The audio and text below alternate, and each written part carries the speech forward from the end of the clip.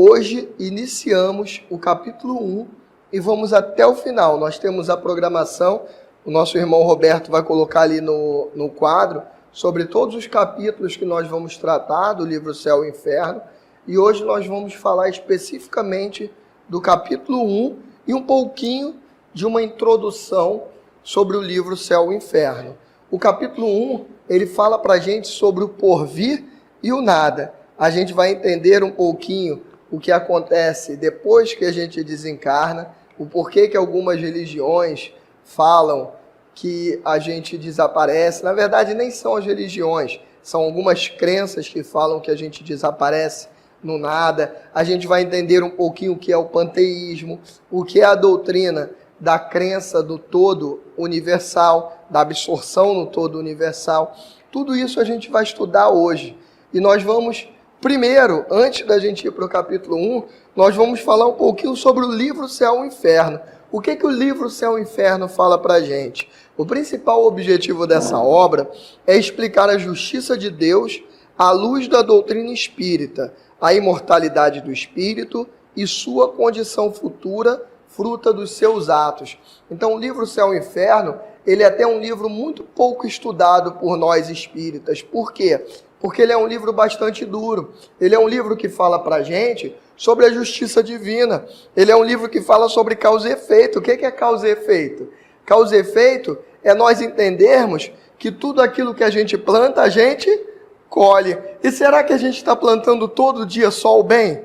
Será que em dia nenhum a gente planta o mal? Será que o nosso instinto, a nossa primeira intenção é sempre de fazer o bem? Ontem eu estava indo para minha casa, eu estava de motocicleta, quando eu estava fazendo a curva assim, tinha um parafuso enorme, desse tamanho assim na rua. E eu estava muito devagar, eu ando devagar, não tenho medo danado de andar rápido, sofrer acidente, graças a Deus nunca sofri. Então, com a permissão, é claro, de Deus, com o amparo de Deus e com a nossa prudência, que nós temos que fazer a nossa parte, porque não adianta também a gente achar que vai andar 200 por hora e aí quando bater, falar assim, isso foi o destino. Quem está andando a 200 por hora está buscando o quê? Um acidente. Isso é causa e efeito. Se eu ando a 200 por hora, muito provavelmente eu vou ter um acidente de consequências catastróficas. Então estava eu lá andando devagarzinho, quando eu entro numa curva assim, tinha um parafuso grandão, um parafuso enorme mesmo, aqueles parafusos que prendem poste no chão. Lá onde eu moro tem um poste metálico e ele é preso numa base de concreto ao chão com os parafusos gigantes assim. Não sei o que aconteceu, que aquele parafuso soltou e estava no meio da pista. Como eu estava devagarzinho, eu consegui desviar dele, mas mesmo devagar, como estava na curva, foi difícil desviar dele.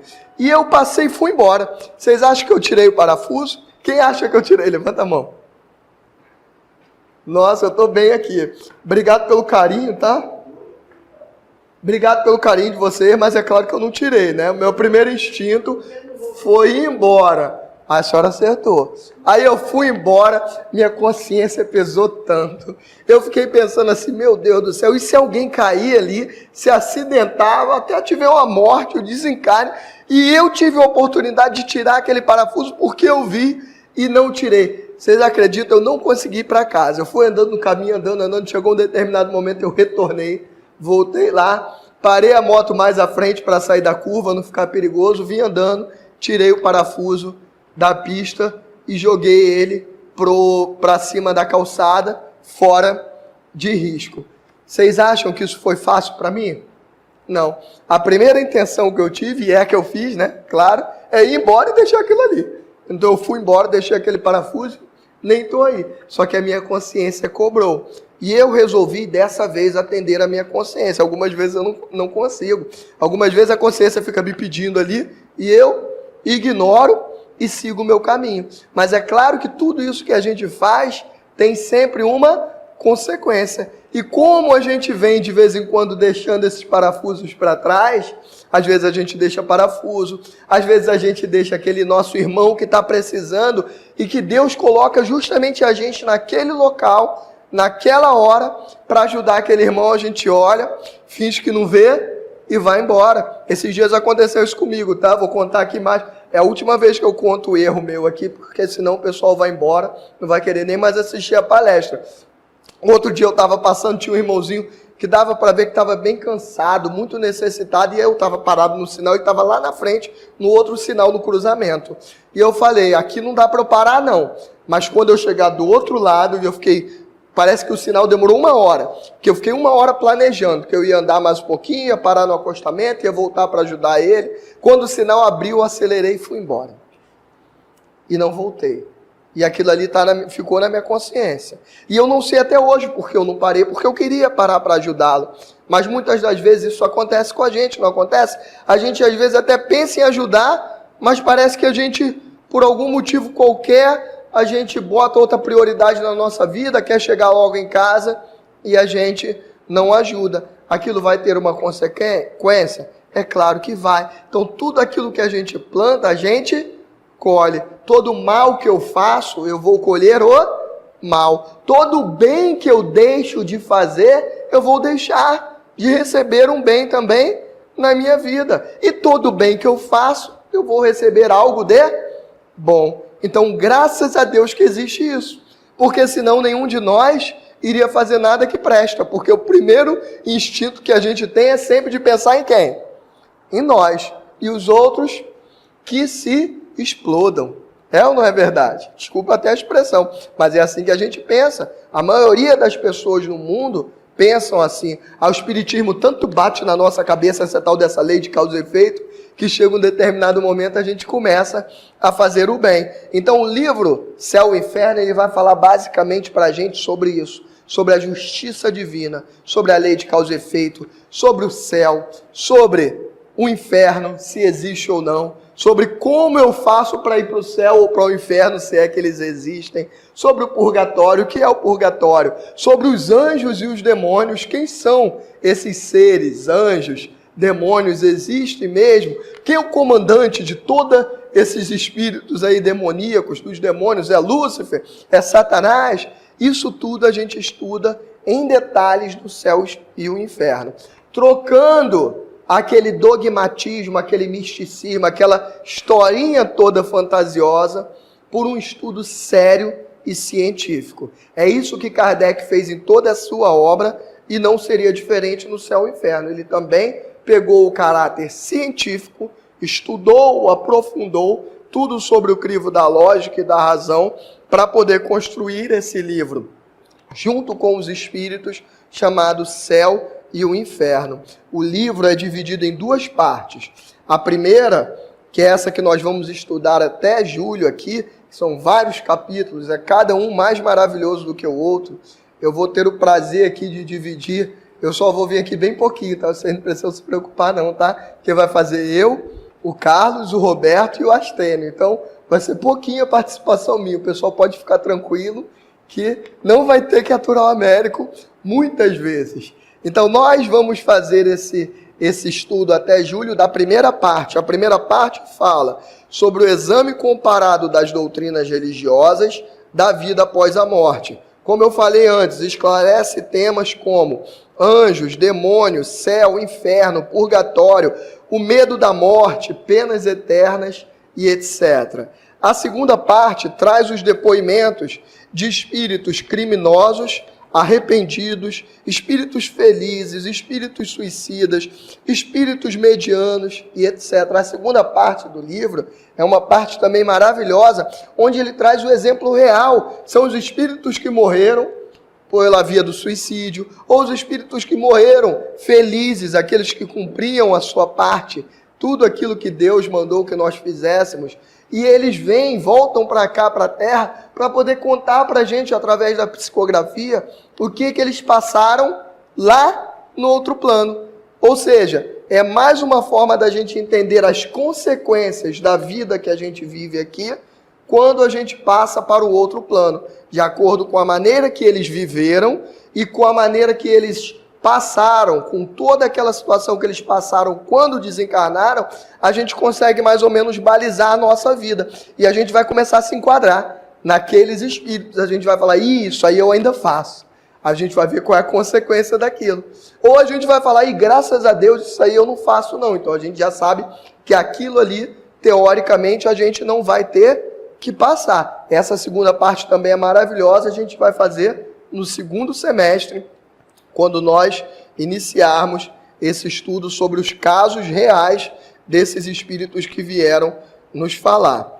Então, nesse primeiro capítulo, agora nós iniciamos o primeiro capítulo do livro Céu e Inferno, e nós vamos aprender sobre três crenças diferentes.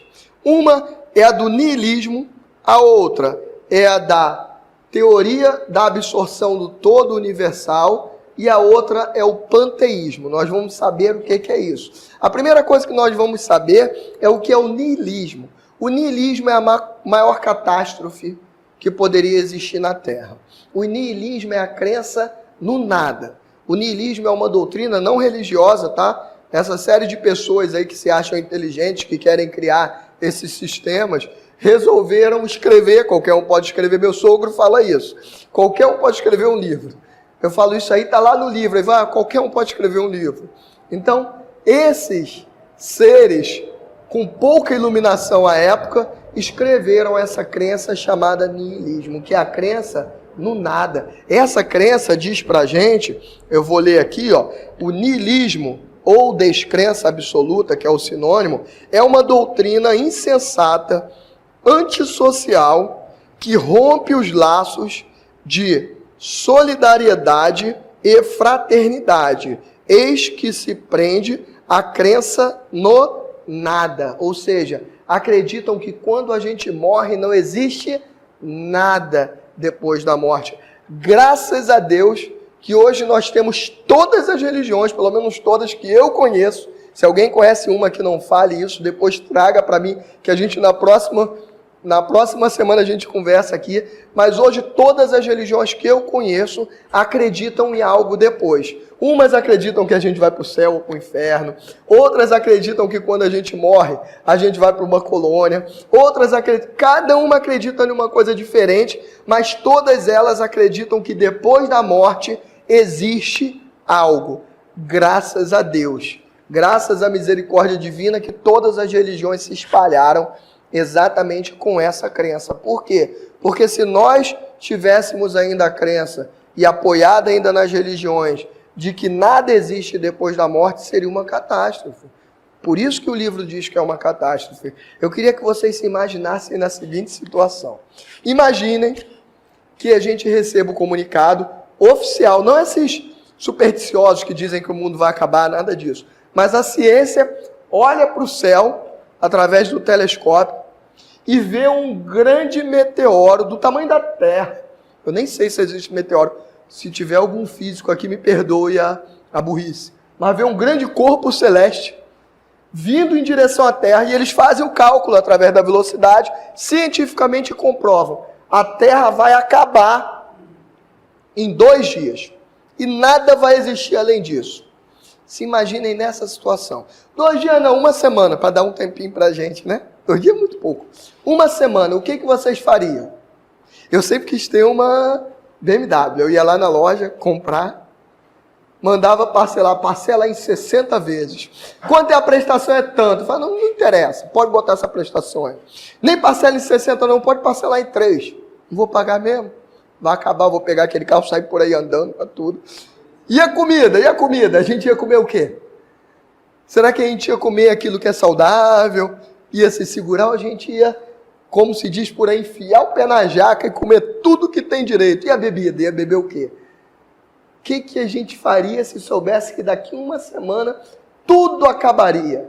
Será que a gente ia se preocupar em estudar, pensar no futuro, se instruir, evoluir moral e intelectualmente? Será que a gente ia pensar nisso ou a gente ia pensar em viver loucamente, como tem aquele filme da Sessão da Tarde que já passou 50 mil vezes, curtindo a vida adoidado? Todo dia você liga na televisão, tá dando. Ou será que a gente ia curtir a vida adoidado ou iríamos nos instruir, nos preparar para o futuro? Claro que a gente iria, a maioria da população iria curtir a vida adoidado. É ou não é?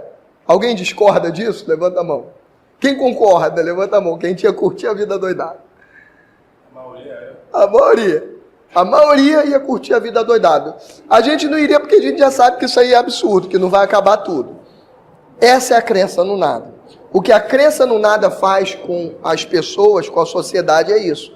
Como após a morte não existe nada, qual é o motivo que eu tenho para me instruir, para evoluir intelectualmente, para evoluir moralmente, para poder ajudar o meu próximo? Que ajudar o próximo? Que vai acabar tudo. Vou morrer, acaba tudo. Então não tem nada que ajudar o próximo, não tem nada que cuidar do meu futuro, não tenho nada que me precaver. Acabou, acabou. E outra coisa, o que impediria, por exemplo, a gente cometer o suicídio? Hoje a gente sabe no Espiritismo que as consequências do suicídio são horríveis. E graças a Deus todas as religiões também falam que o suicídio tem consequências horríveis. Esses dias a gente fez uma palestra sobre suicídio. Suicídio antes e depois, tudo que acontece antes, até a pessoa cometer esse ato, e o que acontece depois do suicídio. Olha que coisa horrível se a gente acreditasse que não existe nada. Se minha vida não está muito boa agora, o que eu faço? Me suicido, saio dela, acabou tudo.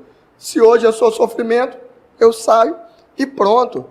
Ou seja, a crença no nada, esse niilismo, seria a maior catástrofe da humanidade. Seria um terror. Acreditar que nada existe faria com que nós voltássemos ao tempo de barbárie.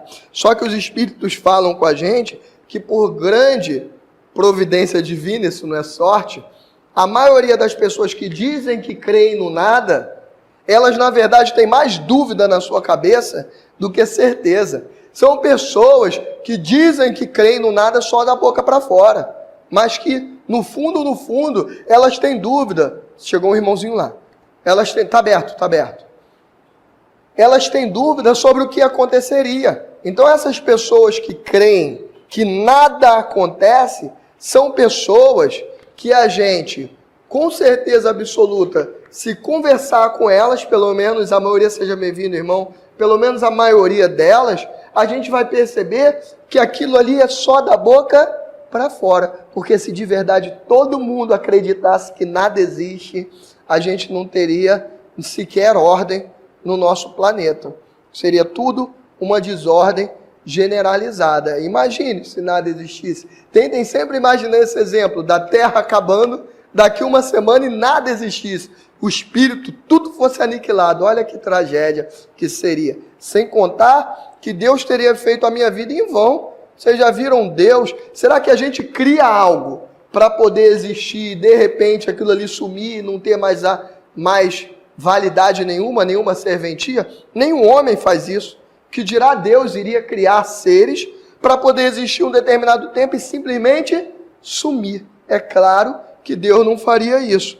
E aqui ele diz para a gente, o que não acontece então coletivamente, a doutrina nihilista se encarrega de realizar individualmente com grande prejuízo à sociedade. O que isso significa? Se a Terra inteira, se nós descobríssemos que a Terra inteira, num determinado momento fosse acabar, todo mundo entraria na barbárie. O que não acontece no coletivo, a doutrina nihilista trata de fazer com cada uma das pessoas, o indivíduo que acredita nisso. Porque aquele indivíduo que acredita que não existe nada depois dessa vida, só ele, especificamente ele, faz o quê? Vive de uma forma desregrada. Ele não procura o caminho de Deus, não procura estudar o Evangelho de Jesus, não procura seguir os ensinamentos. É uma pessoa que de verdade vive por aí perdida. As religiões são responsáveis por não deixar que este sentimento de individualismo e de falta de confiança no amanhã tome conta na sociedade. Então é o que eu falei agora há pouco, que todas as religiões, na verdade, dizem que existe algo depois dessa vida. Algumas divergem. Umas dizem que a gente só vai para outro plano e vive lá no mundo espiritual. Outras dizem que a gente vai e volta novamente. A gente vai estudar isso mais para frente um pouco. Mas todas elas dizem que existe algo.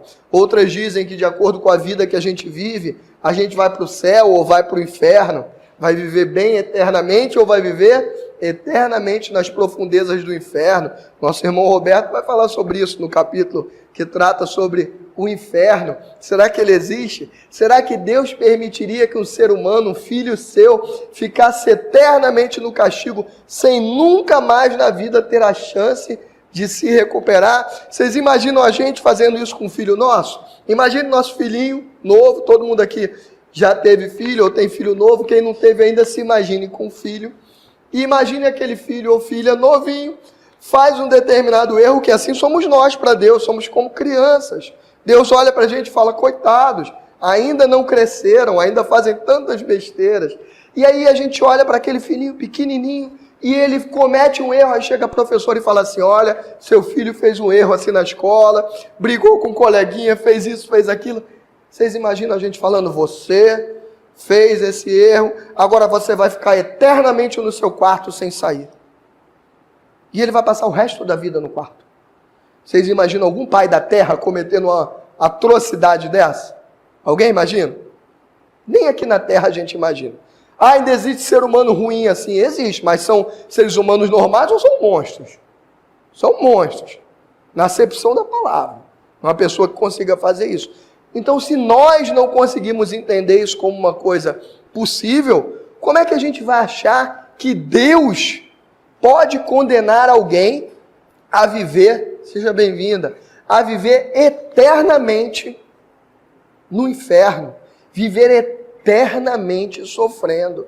É lógico que não é possível. Deus não condenaria alguém a viver eternamente, mas isso eu não vou contar agora não, deixa para o momento em que o Roberto ou o Carlos, um dos dois, forem dissecar esse capítulo sobre o inferno. O Espiritismo vem trazer, então, as explicações que outras religiões não conseguem. Através do raciocínio, mostra os fatos materiais que torna possível o vislumbre da vida futura. Então, o Espiritismo sempre pede isso a gente, que a gente olhe tudo sobre a lógica do raciocínio. Então, o que eu falei agora para vocês, antes de ler essa frase, foi algo que o Espiritismo nos ensina a fazer. O que eu fiz? Eu fiz com que a gente fizesse uma viagem mental e a gente imaginasse um filho nosso fazendo uma besteira e a gente castigando ele eternamente. Nós, seres humanos, somos imperfeitos, ainda temos maldade no nosso coração, e mesmo com a maldade que a gente tem no coração, a gente é capaz de castigar eternamente um filho nosso? Sim ou não? Quem aqui é capaz? Levanta a mão. Quem não é capaz mais? Levanta a mão. Todo mundo, graças a Deus. Se nem nós, que ainda temos a maldade dentro de nós, ainda estamos nos livrando dessa maldade, se nem nós conseguimos fazer uma maldade dessa, de fazer o filho ficar eternamente no castigo, será que Deus, que é todo amor, faria algo desse tipo? Isso vai exatamente, bate com o meu raciocínio, ou isso é algo que quebra completamente, algo totalmente irracional? É claro que quando a gente analisa, a gente vê que isso é algo completamente irracional. Se nenhum homem que ainda é ruim consegue condenar alguém eternamente, um filho eternamente, que dirá Deus, que é o nosso Pai maior, todo amor, condenaria a gente ao céu e inferno, ao eterno inferno. Então, todas as vezes que eu vejo esses absurdos que fogem completamente ao raciocínio, que fogem completamente à lógica, o Espiritismo faz isso. Ele fala para a gente, olha, examinai tudo ao crivo da lógica e da razão, e descartai tudo aquilo que for absurdo. Então, tudo isso que é um absurdo, o Espiritismo descarta. Isso é o sentimento do Espiritismo em relação ao raciocínio, à lógica, à ciência. O Espiritismo experimenta os seus fenômenos para ver se eles se repetem, para ver se aquilo ali tem uma coerência, tem uma lógica. Assim é todo o estudo do Espiritismo. Então, à medida que o Espiritismo fala para a gente com o raciocínio, ele vem desmistificar, ele vem acabar com essas crenças todas nesses absurdos. Então, todas as vezes que eu tiver na dúvida, eu farei isso. Eu colocarei aquela crença sobre o ponto de vista da razão, eu raciocinarei, usarei a lógica, e se aquilo ali parecer um absurdo, eu descarto. A segunda que nós vamos estudar hoje, então já estudamos o niilismo, que diz pra gente isso, que existe o nada depois, que tudo, quando eu morro, acaba. Morre o espírito, morre tudo, acaba tudo. Nada existe após essa vida. E a gente já viu as consequências, que seriam catastróficas. A próxima doutrina que nós vamos aprender é a doutrina da absorção no todo universal, que prega que voltamos para um reservatório comum, qual a gota se misturando em um vaso de água. Então é como se fosse o seguinte, é como se quando eu nascesse,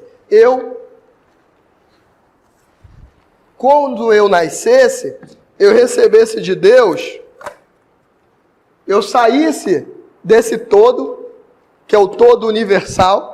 Esse aqui é o todo universal, é o fluido cósmico universal. Para eu nascer, Deus vai lá e pega uma gotinha e faz esse copinho, que é o américo.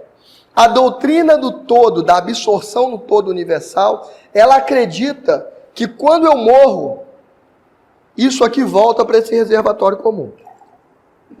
É possível separar o mesmo américo daqui de novo? Então, acreditar, vou beber o américo.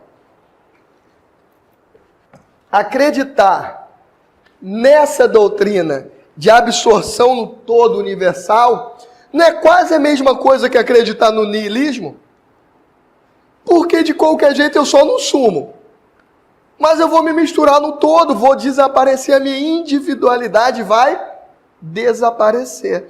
Isso é até um conceito teosofista, que chama de alma-grupo, que quando a gente dizem até que os animais têm isso, o Espiritismo estuda e diz que não. A gente tem palestras sobre os animais, onde a gente estuda essa questão do desencarne dos animais. Até os animais a gente vê que a maioria deles, os mais evoluídos, já é impossível a gente acreditar nessa coisa da alma-grupo. Por que a gente não consegue acreditar nessa doutrina do todo universal? Aí a gente vem para o Espiritismo, que tudo confronta com a lógica e com a razão. Eu não vou fazer de novo a água ali não, mas a gente vai imaginar de novo eu com um copinho jogando a água. Eu peguei o copinho e joguei a água. Imagine que eu crie 10 pessoas. Se todas vieram do mesmo reservatório comum, a tendência é que todas 10 nasçam como? Iguais ou diferentes? Iguais. E quando a gente vê pessoas nascendo, às vezes até gêmeos, a gente já vê que uma criancinha, ainda bebê, já é aquela criança que grita para danar. A gente já vê outra que é calminha. A gente já vê outra que vive, aquele bebê que vive sorrindo. A gente já vê outro que é mais enfesado. Já nascemos com as nossas particularidades. Já perceberam isso? Mesma coisa nos animais. Quem já teve ninhada de cachorrinho aqui sabe que é assim. O cachorrinho nasce lá, 8 cachorrinhos. No primeiro dia já tem um que gosta de correr atrás de você. Já tem outro que é medroso, que a gente chega perto, ele se esconde. Já tem outro que é alegre, tem outro que é gritão, que vive gritando. Cada um tem a sua particularidade. Então acreditar no todo universal é acreditar que todo mundo voltasse da mesma forma. Qual é a outra coisa que a gente pode examinar sobre o crivo da lógica? Quando a gente chega na escola, a gente vai lá estudar. Todo mundo tem as mesmas aulas, daquele mesmo colégio, é claro. Tem colégio um pouco melhor, um pouco pior, mas imagine os colegas do mesmo colégio. Todo mundo vai para o mesmo colégio. Imagine que todo mundo entrou no CA, juntinho, foi para a primeira série, segunda, depois foi para o ginásio. Eu estou antigo, né? Porque agora não existe mais isso. Agora é uma série direto, né? Primeiro ao 9º ano, se eu não me engano. E olha que eu sou professor, deveria até saber disso. Mas como eu dou aula só para faculdade, eu não me inteirei muito ainda não. Até me inteirei, mas às vezes eu esqueço. Mas hoje eu acho que é assim, primeiro ao 9º ano, não é isso? Corrija aí se eu estiver errado. Então, imagine que eu entrei com um monte de colega meu no primeiro ano.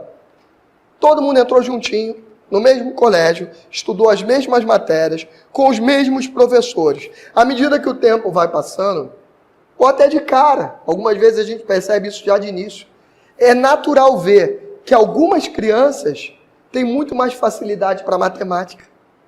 Outras têm muito mais facilidade para quê? Para português. Outras adoram matemática e português, mas odeiam história. Não conseguem entender de jeito nenhum. Não é assim que acontece numa classe?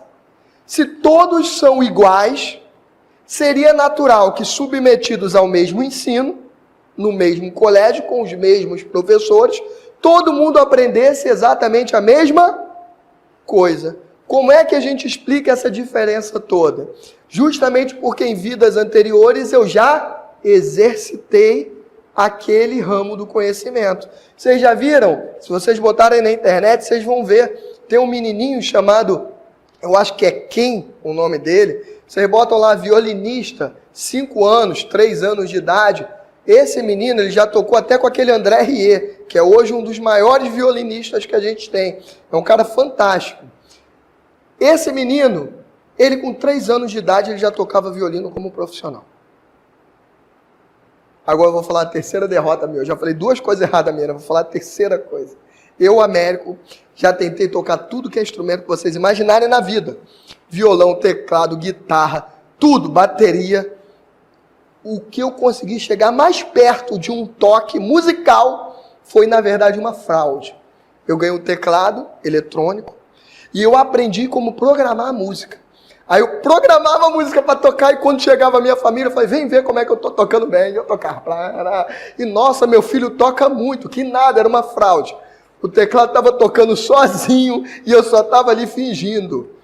Eu tirava o som da tecla e botava o som automático. E todo mundo que olhava falava, nossa, Américo toca. Ou seja, eu nunca consegui, nessa minha vidinha aqui, tocar nenhum instrumento. E esse menino já nasce tocando violino. Violino é um órgão que você leva anos para aprender. Se eu não me engano, são 9 anos. Depois vocês corrigem todas essas burrices que eu estou falando, tá?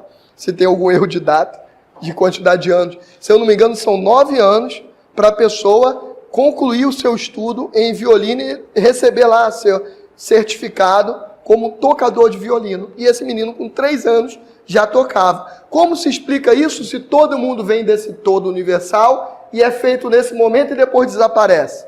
Não se explica. Isso tudo foge à nossa lógica e à nossa razão. Só tem uma explicação para aquele menino tocar tanto e o Américo tentar e não conseguir nada. É o quê? Em outras vidas ele já praticou muito. E exatamente por isso é que ele tem aquela capacidade tão absurda nessa vida. Então essa crença de que a gente volta para o todo universal, além dela ser ilógica, como a gente acabou de ver agora, porque ela acaba mostrando que tudo isso que acontece na prática não existiria essa diferença de aptidões se todo mundo voltasse ao todo e daqui a pouco sumisse no todo e voltasse novamente. E segundo, além disso, ela também teria as mesmas consequências do niilismo. Porque se independente do que eu fiz, quando eu morro, eu volto para esse todo, eu desapareço a minha individualidade, eu vou correr atrás de evoluir? Vou correr atrás de ser bom? De ser uma pessoa correta, justa, digna? Não. Eu vou viver a vida sessão da tarde, curtindo a vida adoidado. Vou ligar lá naquele filme, ver tudo que o cara fazia e vou fazer. Vou curtir a vida adoidado.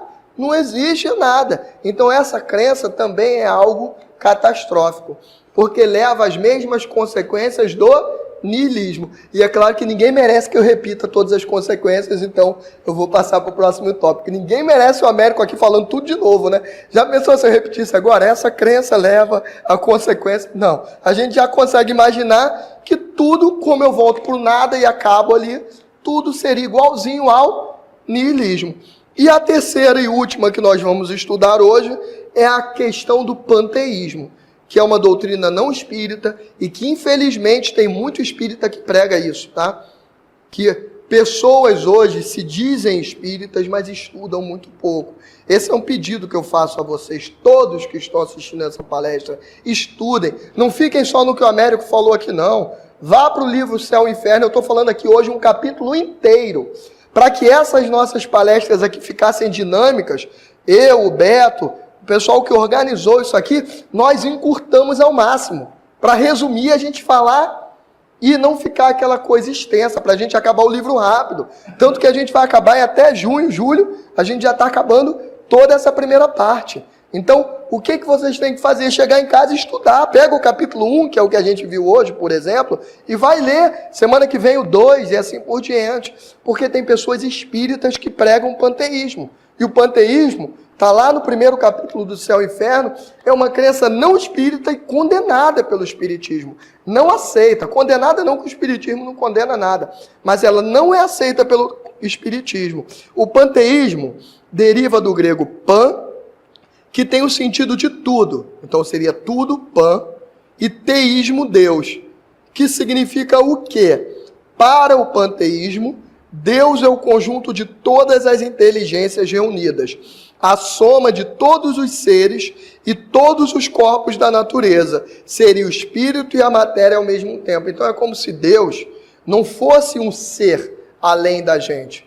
O panteísmo diz que Deus, na verdade, é a soma de todos nós. Quando eu pego todos nós reunidos juntos, é como se a gente falasse aqui, ó, se só existisse a gente na Terra, a soma de todos nós aqui juntos seria o que se chama de Deus. Não existiria esse ser superior a nós. E não existindo esse ser superior, isso agrada muito a quem? As pessoas orgulhosas, que têm dificuldade em admitir que existe algo acima do ser humano, que acha que o ser humano é o azeitona do bolo. Azeitona do bolo? Não, nem isso é feio, né? A azeitona da empada. Ou a cereja do bolo. É a cereja, né? Cereja do bolo. Acham que o ser humano é o suprassumo, que não existe nada além do ser humano da terra encarnado. Que nós somos deuses. Esse é o panteísmo. É uma doutrina também absurda. Por quê? Vamos lá ver. Quem aqui... Não precisa ficar preocupado não, tá? Que eu vou levantar a mão também. Vou levantar até antes para o pessoal ficar despreocupado. Quem aqui ainda tem defeito? Pode levantar a mão. A Renata não levantou. Levantou também. Agora levantou. O Beto também. Todo mundo levantou. Graças a Deus. Eu iria ficar preocupado se alguém não levantasse. Porque se a gente não vê que a gente tem defeito, o que acontece? É uma catástrofe.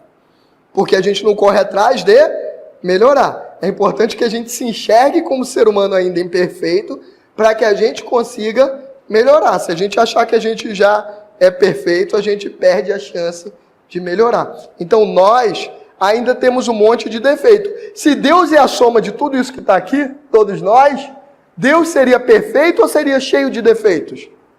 Cheio de defeitos. Deus tem algum defeito? Deus é a perfeição absoluta. Então, essa doutrina, olha também como foge a lógica. Olha o que o Espiritismo faz. O Espiritismo não diz simplesmente que essa doutrina é errada. O Espiritismo faz com que a gente raciocine. Tudo isso que eu estou falando não é um Américo, não, tá? Eu li no livro Céu e Inferno. Até os exemplos que eu estou dando. Não os exemplos errados da cereja da empada, isso tudo está errado. Essa coisa é minha, os erros são meus. A parte boa é do livro Céu e Inferno. Isso tudo que eu estou falando aqui é o Espiritismo que manda a gente confrontar com a razão. O que que todas as religiões nos ensinam? Que Deus é o quê? Soberanamente justo, soberanamente bom, totalmente perfeito. É ou não é? Não é isso que é Deus? Isso, se eu falo que nós somos, a soma de nós é Deus, eu não estou tendo um conflito? Não está fugindo a lógica? Ora, como Deus é ao mesmo tempo perfeito, e Ele é um bando de gente como nós, que ainda somos todos nós o quê? Imperfeitos. Se Ele tem esse monte de imperfeição, pode ser Deus? Não. Pode até existir algo que seja a soma de nós, mas esse algo jamais vai poder ser chamado de Deus. Essa é a doutrina do panteísmo, que diz que a soma de todos nós, na verdade, é Deus. Ou seja, não existiria um ser acima de nós, superior a nós, que comanda tudo. Ótimo para quem ainda é orgulhoso, porque aí não precisa. Eu já falei sobre essa doutrina para um monte de gente. Tem um monte de amigo meu que fala, é isso aí, é assim que deve ser. Por quê? São pessoas que não admitem que haja um ser acima de todos nós. Se entre Deus e a criatura não existisse diferença, ou seja, se Deus fosse a soma de todos nós, seríamos parte dessa divindade, donde se pode concluir que deveríamos ser perfeitos, tal qual a divindade. Ou a divindade seria tão imperfeita como nós. Então, ou nós seríamos tão perfeitos quanto Deus, que não é o caso, por isso que eu fiz a pergunta antes, ou Deus seria tão imperfeito quanto nós. O universo, tá vendo? Está no livro Céu e Inferno, não foi a América que inventou isso, não. Eu gostaria até de fazer isso, mas aí depois o Espírito me dá um puxão de orelha. Vai falar assim, como é que você usou falando que foi você, isso você leu no livro. Então, para que o Espírito não me dê um puxão de orelha, eu tenho que dar o crédito aqui aos Espíritos, a Allan Kardec, ao livro Céu e Inferno, que foram eles que criaram isso tudo, que a gente só vem aqui repetir, não é isso, Beto? A única trabalho nosso é vir aqui na frente, repetir o que eles fazem. Então, nós seríamos ou perfeitos como Deus, ou Deus seria tão imperfeito quanto nós. O panteísmo, olha lá o que eu falei também, tá? No livro Céu e Inferno, aqui são as frases do livro que eu tirei. O panteísmo muito agrada aos seres orgulhosos, que não admitem um ser superior. O universo é uma imensa república sem chefe. Ainda teria isso, né? Não teria ninguém comandando. Se Deus é a soma de nós, quem é que comanda isso tudo? Cada um vai para um lado e o que der ali, o meio termo é o que está comandando. Já pensou isso? Como é que seria absurdo? Imagine uma empresa, sem ninguém liderando, cada um fazendo o que quer, cada um botando o refrigerante, a composição que quer. E essa aí é a Coca-Cola que a gente tem hoje? Olha a propaganda da Coca-Cola, tem que patrocinar obreiros, né? Que a gente acabou de falar. Será que sairia a mesma Coca-Cola? Todos os dias, qualquer Coca-Cola que a gente pegar em qualquer lugar do Brasil é idêntica, não é? Será que se cada um botasse o ingrediente que quisesse, ia dar certo? Cada um, podia até sair uma mais gostosa, mas ia sair uma boa pra caramba, ia sair uma outra que era uma porcaria, e assim por diante. Ia ser um caos. Então é necessário que a empresa tenha um comando, é necessário que o universo tenha um comando. Acreditar no panteísmo é acreditar no universo sem comando, porque Deus sendo a soma de nós, cada um de nós vai decidindo e no meio termo ali é o que é Deus. O universo, então, seria uma imensa república sem chefe. Ou antes, onde cada chefe, porque cada um de nós seria Deus, é um chefe com poder absoluto, podendo fazer o que quisesse. Por fim, então, podemos explicar qual a diferença entre o niilismo, a doutrina da absorção no todo universal e o panteísmo. Para a gente finalizar, a gente resume isso tudo para nós entrarmos então na próxima semana no capítulo 2, que vai falar para a gente sobre o temor da morte. Por que a gente tem muito medo da morte? Será que eu devo realmente ter medo da morte? Eu posso perder esse medo? O que eu faço para perder o medo da morte? Cenas do próximo capítulo.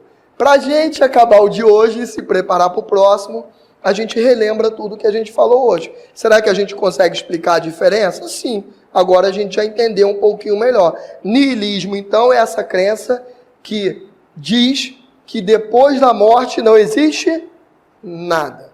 Tudo se desfaz, tudo acaba. A absorção no todo universal é aquela doutrina da aguinha que eu fiz com o copinho e a jarra. Acredita que quando a gente nasce, é retirado um pedacinho desse fluido para criar a gente, e quando a gente morre, esse fluido volta para o recipiente e desaparece. Na prática, o niilismo e essa doutrina do todo universal são quase a mesma coisa, porque é como se quando eu morresse, eu perdesse a minha individualidade. Se eu perco a minha individualidade e espalho o meu corpo para tudo quanto é canto, não é mais o Américo. É como se eu pudesse hoje cortar minha mão, meu braço, tudo, cabeça, olho, cada um para um canto. Quem é o Américo? Qual dessas partes? Nenhuma mais é o Américo. O Américo se dissolveu no todo. E por último, a gente aprendeu sobre o panteísmo, que é o quê? A crença que diz para a gente, é uma crença não espírita, que diz para a gente, o espiritismo não aceita isso, que diz para a gente que nós todos, somados, tudo que somos, a soma disso seria então o Deus. Não existiria então um ser superior a nós. Nós seríamos deuses. E Deus seria a gente, que é uma outra crença absurda, porque teríamos então que acreditar que Deus ou é imperfeito, ou que nós somos totalmente perfeitos, que não é o caso. Fiquem todos com Deus. Até a próxima semana.